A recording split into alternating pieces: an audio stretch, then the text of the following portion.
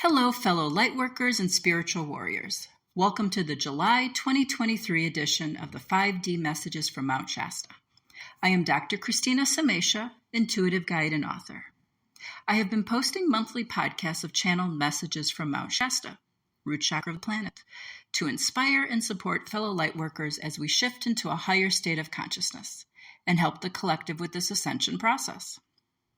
Please sign up on my YouTube channel to receive my latest podcasts. You can also visit my website, ChristinaPsyd.com. That's Christina with a CH, PSYD.com, for more information regarding this collective evolution we are experiencing, as well as information regarding my book, The Journey of Discovering Inner Peace, which has many valuable tools that can be helpful in navigating this challenging yet amazing time. We are now halfway done with 2023, numerological year number 7. I know I have said this before, but time definitely feels as though it just keeps accelerating.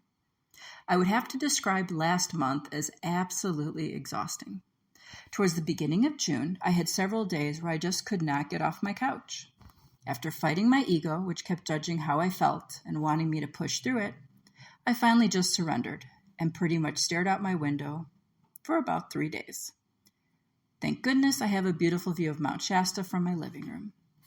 As the month progressed, I was still feeling drained. When I look back on it, the energy of the last 2 to 3 months has been a little off. It was as if there was an energetic high around March and April, and then a crashing down, which had left me feeling somewhat uninspired. Although I was feeling my energy and inspiration returning right around the Gemini new moon, it wasn't until the end of the month where I could say I was feeling back to my normal self. When I reached out to other lightworkers, I have heard very similar stories. Right around the new moon at the end of the month, which coincided with Saturn going into retrograde, I heard many reports of unusual energetic patterns measured on the Schumann resonance. I am not sure if this depleting energy in June was because of solar flares or whatever other energy is hitting the planet, but something energetically seems to be going on. Also of significance, Pluto went into retrograde back into Capricorn earlier in June. In addition to some energetic crashing, I was also struggling with some ego stuff around this time. Ever since 2020, I have known that I would be a part of what I would call the first wave of lightworkers, who would be integral in leading the shift of consciousness, and this would be accomplished through my writing. I had begun writing articles and posting on social media, which I had never done before. Last year, I even cut back on my 3D work and really threw myself into this new venture. Although I had my moments, for the most part, I was pretty inspired. I was laser focused on getting a book deal and increasing my social media following. However, in May and then into June, I realized I had not manifested what I had anticipated, which led me to begin questioning everything: my writing, my calling to move to Mount Shasta, becoming way more reclusive, etc. I had even thought about giving up my writing, which then really triggered some ego wounds. I also started questioning and judging how radically different I was. Pre-2020, I used to travel all over the world and go dancing on weekends. But I have so much resistance to the things I used to do. I started wondering if I was becoming boring, which again was my ego talking.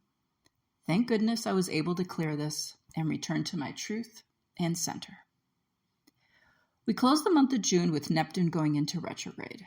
We now have 3 planets in retrograde, which may also have contributed to this downturn of energy and malaise, as it was bringing up some subconscious stuff for us to clear, which is never fun. What I would like to focus on this month's podcast is during times when we feel low energy, uninspired, and maybe even depressed and anxious, how important it is to accept and embrace all that we are experiencing on this ascension journey, which will help get us through these lower times. Although the ascension process comes with periods of bliss and excitement, this is not always the case. Something for us to understand is that we are being infused with so much light and other energy that we really need time to integrate all of it. Additionally, we are still going through massive internal shifts as well as physical upgrades. Therefore, we need a lot more downtime to process all this. I believe that an important insight regarding this ascension process is that resting and just being is a very important component of this journey. It is so important for us to let go of this old paradigm of needing to be productive all the time, and I'm using air quotes, which was definitely so deeply programmed in the last few decades. Our rest time is part of this process. We have to begin accepting that we cannot function like we did pre-2020, which can sometimes be difficult to understand. Additionally, these internal upgrades, especially during times of astrological transits, are also bringing so much to the surface for clearing. As we ascend into a higher vibrational frequency, we cannot bring our old emotional baggage with us. Remember, we are clearing lifetimes of stuff, and it is so easy to become blindsided when this happens, which is why we need to have consistent reminders to keep us on track. I too have to be reminded, as I have been thrown off. So if you are judging what you are experiencing, how you are feeling, the thoughts you're having, and how you've changed, I would like you to remember that all of this is part of the process. We are evolving, and these are our growing pains. Please remember to be gentle with yourself and accept, not judge, where you are, and continue to trust in this process. Another uncomfortable issue that many of us are experiencing on this ascension journey is that we have this strong knowing that there is something else that we will be doing in the future. Although we have some ideas as to what it might be, we don't really have full clarity yet. This is also the reason why a lot of our old life just doesn't seem to fit us anymore. Additionally, many of us desire to know how all of this is going to unfold and when this will happen. However, none of us really know exactly.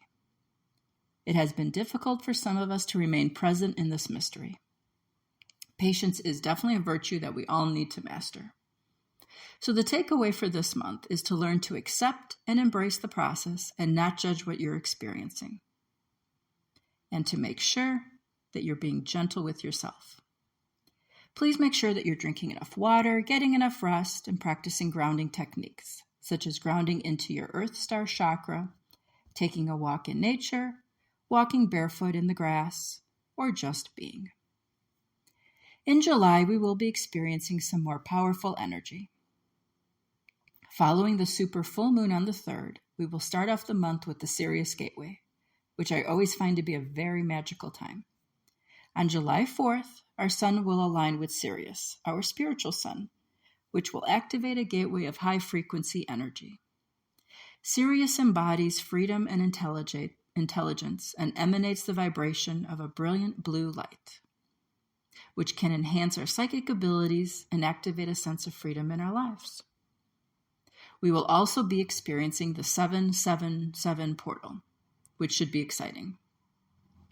Then on the new moon on the 17th, we will change nodes from Taurus-Scorpio axis to Aries-Libra axis.